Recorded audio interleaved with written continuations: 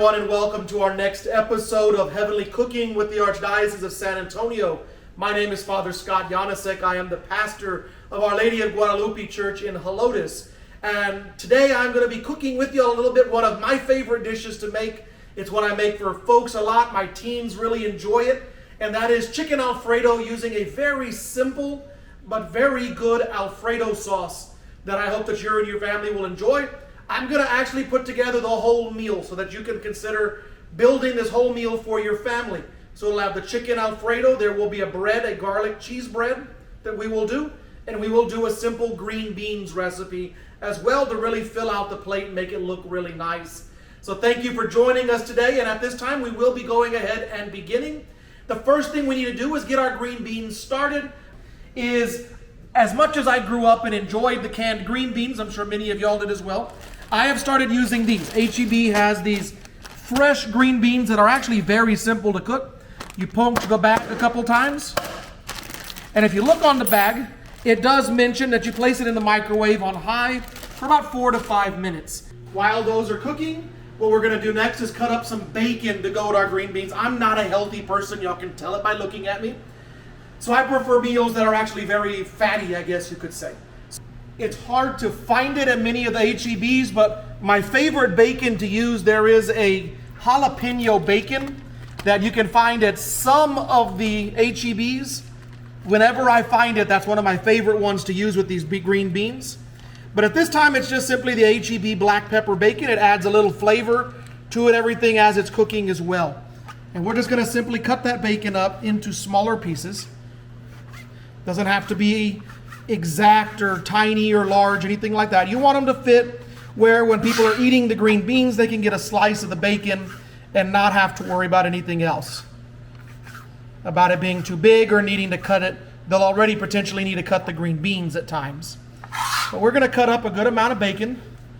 I'm one of those that believes there is no such thing as too much bacon.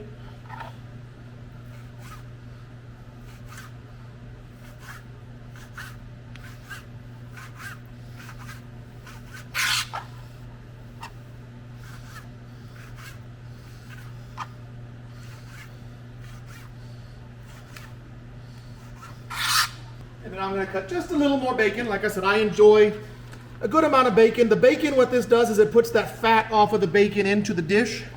Really adds a lot of flavor. And if you buy a seasoned bacon, another one you can look at, I believe it's an HEB brand. It's called Campfire Bacon.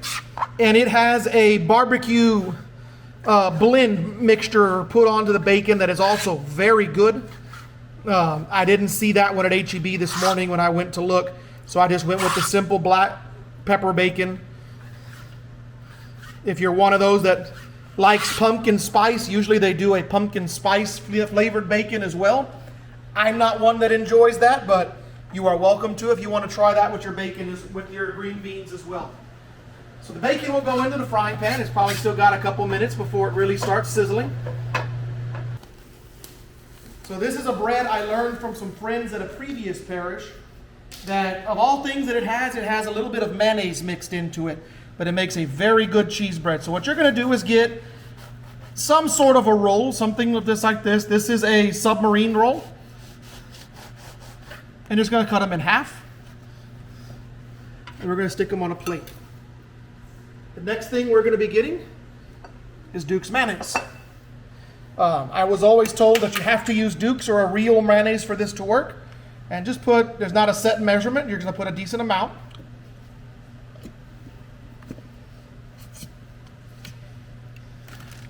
And usually you can simply make do with a orange cheese. I'm going to mix in some mozzarella as well as a Mexican mixed cheese. So we're going to add some mozzarella. Yeah, this surprised me too if any of y'all are looking a little weird at mayonnaise about to be put on bread and stuck in the oven. It shocked me too, but it is very good, and I highly encourage making it as much as possible. So in this as well, we're going to put just a little bit of minced garlic, just to give a little bit of flavor into it as well. You're not going to see a lot of measurements for me, at least with this recipe. It's one I've made so much, I just kind of pick it up on my own. We then begin to mix all of this together.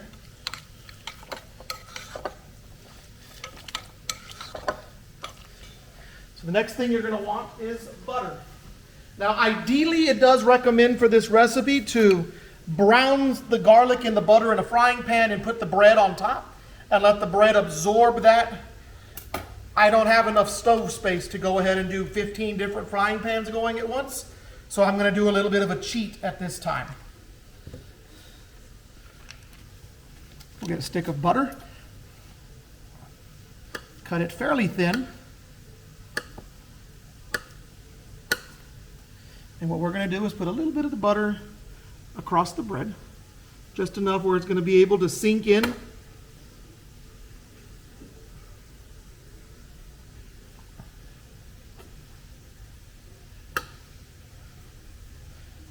Just about like that. We'll get that out of the way for now. Check the bacon one more time. Starting to begin to get a breakdown just a little bit. Starting to see it show a little bit of color. You see a little bit of grease beginning to form. But you really want that bacon to put out as much of the grease as possible. And to be honest, most people want a crispy bacon anyway, so even if this goes a little longer, begins to get a bit crispy, that's perfectly fine, as that's what most people tend to want for bacon anyway. So the next thing we're going to do is we're going to put the cheese mixture across the bread. And there's plenty of the mixture, so I can do a good layer on here as well. We do also have the oven preset at about 350 degrees to be able to put this directly into the oven once we get this going, once we get them finished. But we want to get a good coating of that cheese and the mayonnaise mixture on there. Plus, there's no reason to not use it all and waste it to some degree. I would say use a cookie pan or a cake pan, as it is going to run fairly much everywhere. But it still should hold fairly well on the bread as well, but you will have it drip off, so put it on a pan or have some parchment paper underneath that you can clean up very simply afterwards. But as I said, I'm not going to waste any of the cheese mixture, so let's just get the last of that cheese mixture up on the bread. Okay, so this will now go on into the oven, and you're simply going to put it in until the cheese begins to start getting a nice brown color. It's starting to get a little bit color, it's starting to change a little bit. By doing this at the same time as the green beans, it also lets those green beans cool slightly and finish steaming in that bag, which is the purpose of that bag when we put it in the microwave. It turns into a steamer to steam the green beans for us to really get them looking really nice. So while that is waiting, the next thing we're going to do is move over to the cheese mixture that we're going to be starting. I have never had this happen before, but the container's lid did not want to come off of it, so I did have to open it the old school way we used to do in school when we had the little cartons of milk. So this, you're going to start with about 2 cups of heavy whipping cream. And the reason I'm putting this on now and getting it as soon as possible is it does take a little while for the cream to start getting hot. And you don't want to go too fast. You do not want to curdle the cream or anything like that. So you do want to start it on a lower temperature so that it gives it time to heat slowly. Into that, you're also going to put 1 stick of butter. As I said, this is not a diet-friendly menu. I use lots of butter. We use lots of things with fat in them, lard, all of those things which help give a lot of good flavor as well. So we're going to put that stick of butter in and let that begin melting into the cream as the cream heats up. Check once again on the bacon here, because once this is done, we can set it off to the side and get the next frying pan out for the next step of this menu. But as you're watching and as you're listening, the one thing I would ask, Father Pat and myself do a lot of cooking. We have a lot of recipes on our agenda. If there is something that you have always wanted to learn how to make, or if there is something that you would think that would be very cool for us to make here, put it in the comments. Let us know what you'd be interested in us making. Or if you have a specific diet, there is something specific you would like to have a new recipe for. Maybe you are vegetarian, for instance, and you're looking for more recipes for more vegetarian options. Let us know. I actually have a staff member here at Our Lady of Guadalupe, and when I used to do the cooking club here for the church, I always used to make sure that I made at least 1 vegetarian dish so that she was able to meet us to join to eat as well, as my staff at that time were my taste testers on all the different recipes that I made. So we're going to let those green beans begin to cook down into this bacon grease.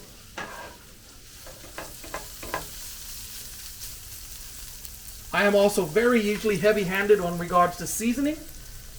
So we're going to add a little bit of salt.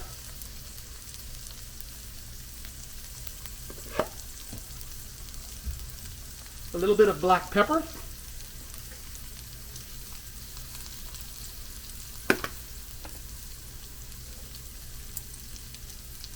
I think I'll use the one I enjoy. This is actually a seasoning made here in San Antonio.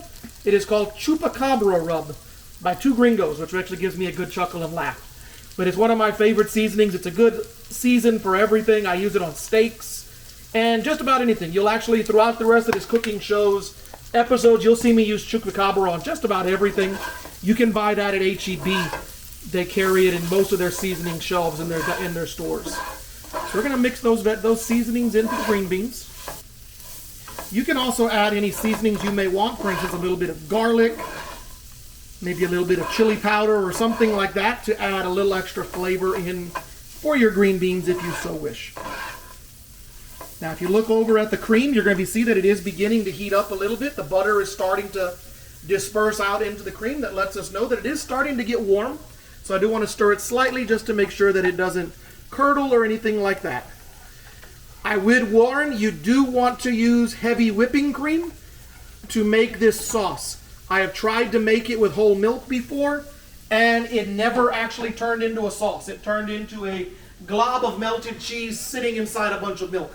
And it never actually made out. I actually ended up dumping it out and giving up on it at that moment. So you do want to use a heavy whipping cream when you make this dish. You might be able to pull it off with whole milk, just adding extra butter to it potentially. I wouldn't risk it just because you're trying to feed a family, you're trying to feed your friends. You want it to be a meal you know is going to make every time you make it.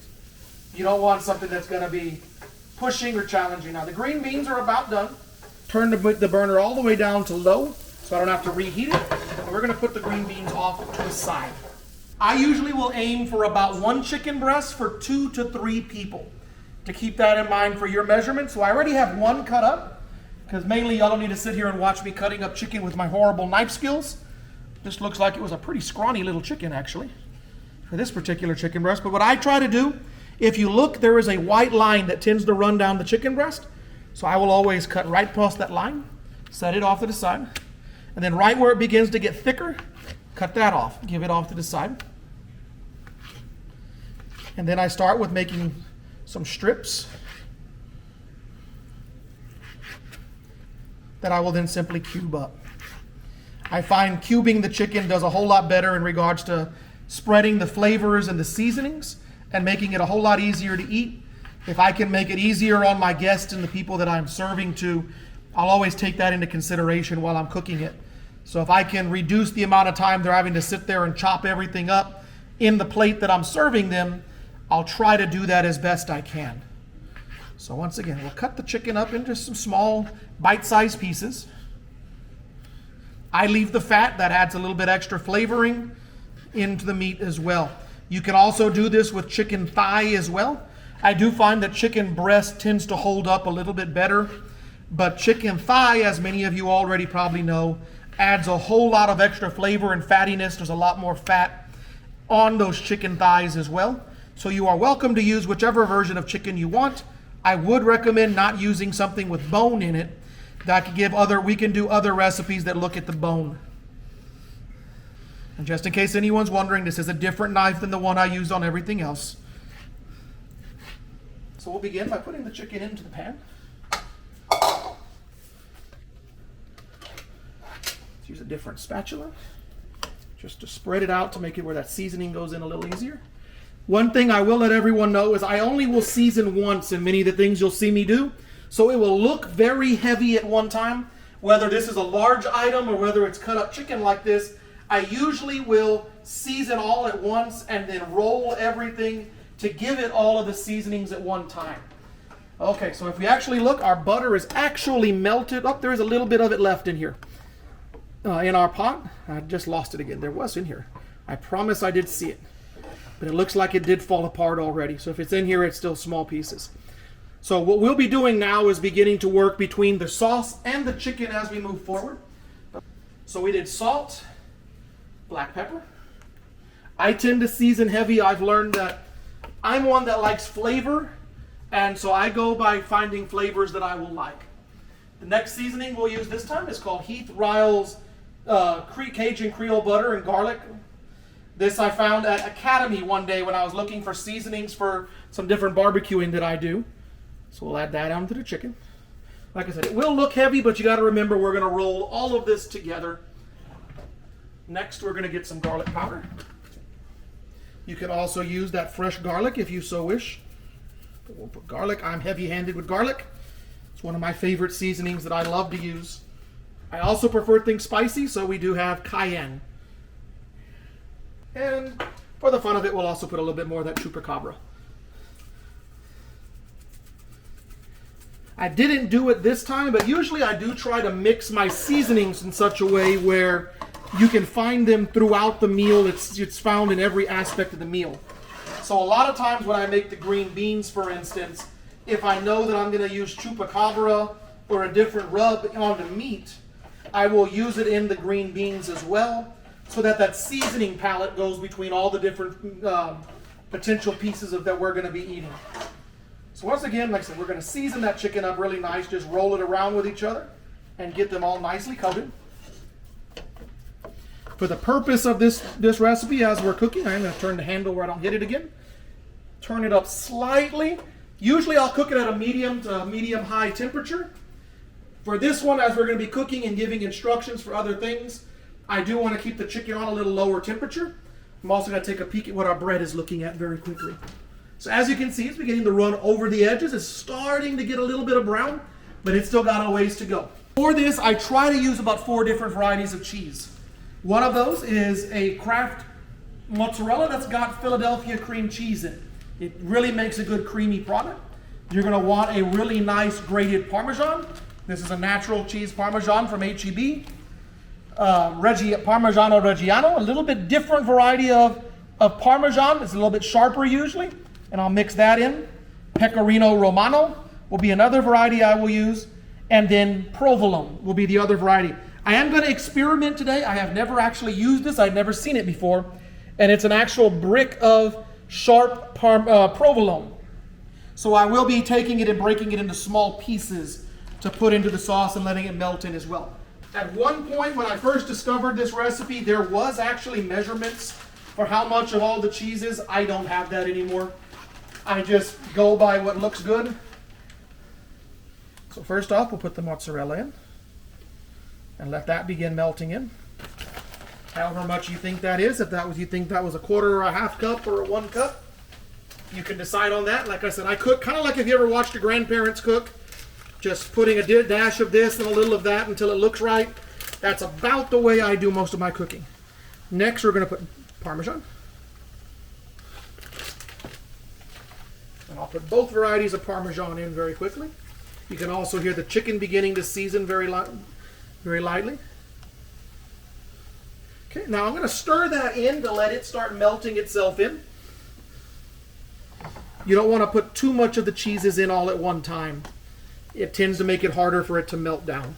It also will clump up, as you see like there. So you do want to keep an eye on it as you're making it to let it break itself up and let the heat of this sauce begin to break it down. And as it cooks down, you're going to see that the strings will begin to make as that cheese begins to break down and become part of the sauce. While that's still cooking down, one thing I'm going to do is turn the heat up just a little bit. Give it a little more heat. And I'm going to get that garlic you saw us use earlier and add just a little bit of garlic.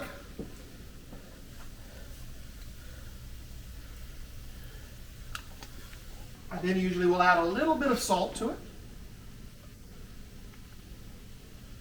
Again, the black pepper, and I am using a coarse black pepper throughout the recipe. It makes it a little easier to see the pepper throughout the recipe as you're cooking. And then the last ingredient that I tend to put into my sauce, just a little bit of paprika. You can see it starting to bubble lightly underneath in those seasonings. But we're going to go ahead and stir all that in.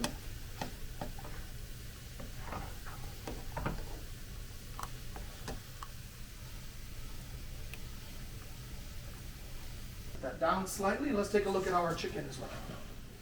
Chicken is starting to look really nice. Starting to brown down a little bit. I will also say that we'll try to get where you can at least have an ingredients list of all of the ingredients that I used today in our recipe.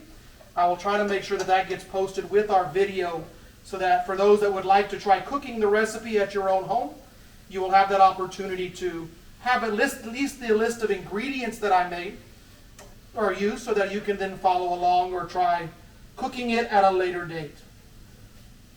So we're going to let that chicken keep browning down.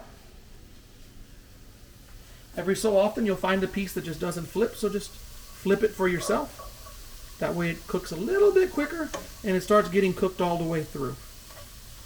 My staff would actually tell you, if you ever come to meet Our Lady of Guadalupe people, that I am actually a very picky person. It doesn't look like I'm picky with food, but I'm picky when it comes to a restaurant, especially with something that I like to eat. So it's always been one of my pet peeves when they don't actually season what I'm about to eat.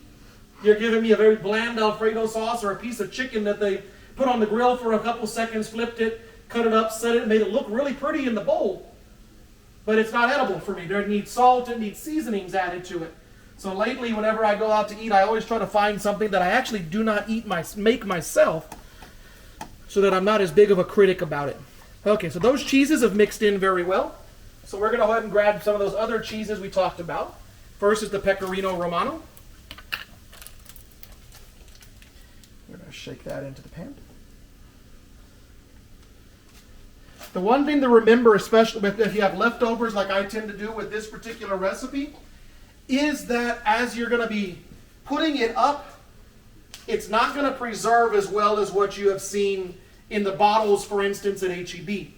This is because the way it is being put together, it is actually going to do more in regards to clump. It's going to harden and go right back to becoming solid cheese again. So you do want to be cautious with that. So we're just simply going to cut the cheese up a little bit, makes it a little bit easier to melt in. Actually, I've had a few of our youth here at the parish asking for this recipe, so I am going to make sure to let them know that if they watch the video for today's Catholic, they will get a chance for the recipe for the Alfredo that they enjoyed. This was a meal I made them for the last day of their teaming process for Teen Acts before they went on retreat for the team members. And a lot of the kids really enjoyed it. I made it a little milder because I was making it for kids. But since this one is more for adults, for instance, I may invite my staff over. I'm guessing Veronica's going to want at least a taste of everything that we're going to make. And I may send some over to the chancery for her to let people try when they get over there. I'm going to make it a little bit bolder so that the flavors stand out a little bit better. So we're going to continue letting that cheese melt down. I'm probably going to end up adding a little bit extra cream to it, just to continue making it can stay a little bit more of a looser consistency. I've also found that it doesn't really take a lot of extra time to truly make this recipe. If I'm in a rush, a lot of times I'm tending to use a jarred Alfredo sauce. So I am browning the chicken usually and just dump the sauce in on top, boiling the pot of pasta. It takes about 30 minutes in that way. This video started a little bit after 2 o'clock, and if you look at our clock on my stove, I'm only at about 35-40 minutes in. So it hasn't been that much longer to make this entire meal. So for those of y'all thinking that this will be something that takes a lot of time, it doesn't. This is actually a fairly quick meal. I would imagine it's also a meal you'd probably be able to teach your kids at home to make fairly quickly, especially if it's one they decide that they enjoy. So that little bit more heavy cream, just to make it a little more loose. As much as I enjoy it being thick, you don't want it to just turn back into a glob of cheese when it goes onto their plates. I'm liking the way how that turned out. I think it's the sharper provolone, but I can definitely taste the cheeses. It tastes amazing. So we're going to set that aside. It is about finished. And we're going to go ahead and get the water boiling for our pasta. Turn that up. Let's take a look in here. Our bread is still looking really good. We can still let that continue cooking. So our chicken should be about done browning. It doesn't take long when they're in small pieces like this. Especially when you begin to start to see it flake apart and break like it did right here. That lets you know that this chicken is pretty well cooked through. Now, one thing that you will see that I do differently than most of the hotels and restaurants and places you serve this at, they leave the chicken separate from the sauce. I am not one of those. So the next thing you'll see is let's put the sauce in with the chicken. You don't have to put all of it. There is a lot of sauce in that pot whenever you make. But by doing this, you have now added an extra flavor profile to your Alfredo sauce. All of those seasonings that the chicken had on it, all of those little burnt pieces that were holding on to the bottom of the pan, the fat from the chicken, all of that now is mixing into the Alfredo sauce, adding an extra layer and depth of flavor that it did not have before. That's one of my favorite things about this flavor profile and this dish, is that chicken adds so much flavor.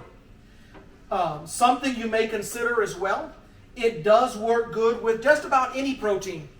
So for instance, if you're a person that loves shrimp, you can do this same recipe with shrimp, browning your shrimp in your pan, dump the Alfredo sauce on top of it, mixing it together, and allow that shrimp flavor to mix into your pan and mix into your Alfredo. I'm not a fan of shrimp. I don't eat them. It's got a very nasty flavor to me, so you'll never see me eat a shrimp. But I do salmon, and salmon works really good. I wouldn't submerge it in the sauce like you see here with the chicken, but you can grill the salmon. That will actually be an episode to come in the coming months, and then serve it with the Alfredo sauce and the pasta. And it works really good. It's actually a great dish to make up during Lent when you're coming up for ideas on Fridays and you're getting tired of fried fish from all the different Knights of Columbus chapters. They make great fried fish, but after a while it gets a little old. So we're going to let that continue cooking down. And I went ahead and turned the heat all the way down so that it doesn't have to keep boiling, but it does keep it warm. But as you can see, it looks fairly similar to what you would get in most of the restaurants.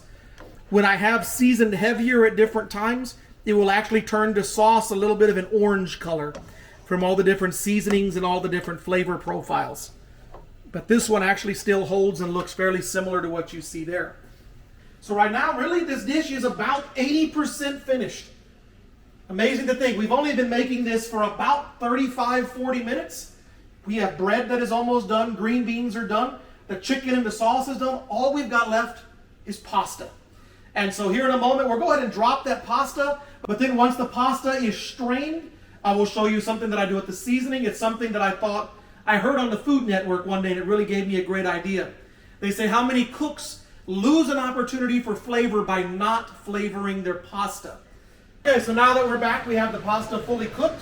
Like I said, one of the things we want to do is actually add flavor to the pasta as well. So one of the things we'll do is we'll put some butter in with the pasta. And then I just do a very simple seasoning of garlic salt.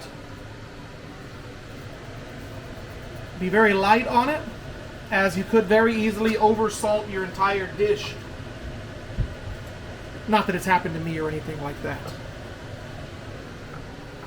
But at this point, we just simply stir that butter into our pasta.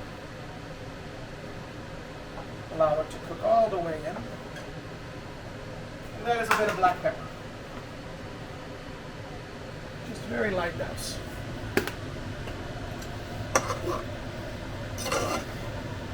This just gives you another opportunity to add a little bit extra flavor to your dish by adding it to the pasta, as this is one of the main things that your guests are going to be eating. And so you do want to make sure that it gives a good flavor to it as well.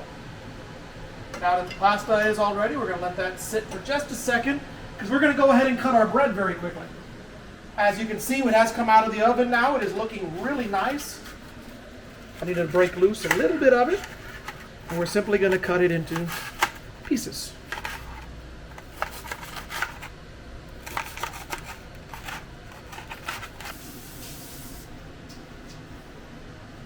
So at this time, what I'm simply going to do is plate our meal, show you what it looks like on the plate as it is about finished. We'll do a scoop of the pasta.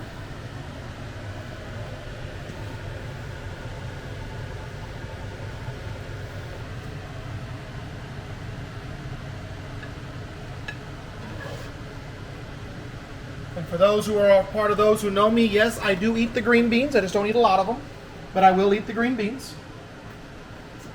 Then we do our chicken sauce. Just drizzle that over the top of the pasta.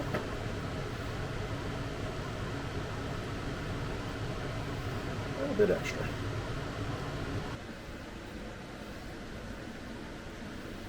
And that would be the plate right there. I do thank y'all for joining us today. I hope that you get a chance to try the recipe. If you do get a chance to make it, let me know how your family enjoys it, how it turned out for you. I would love to be able to hear your stories. I would love to hear what you would like to see us cook this next time. I look forward to seeing you on our next episode, which should be airing somewhere in September. Thank you for tuning in with us today.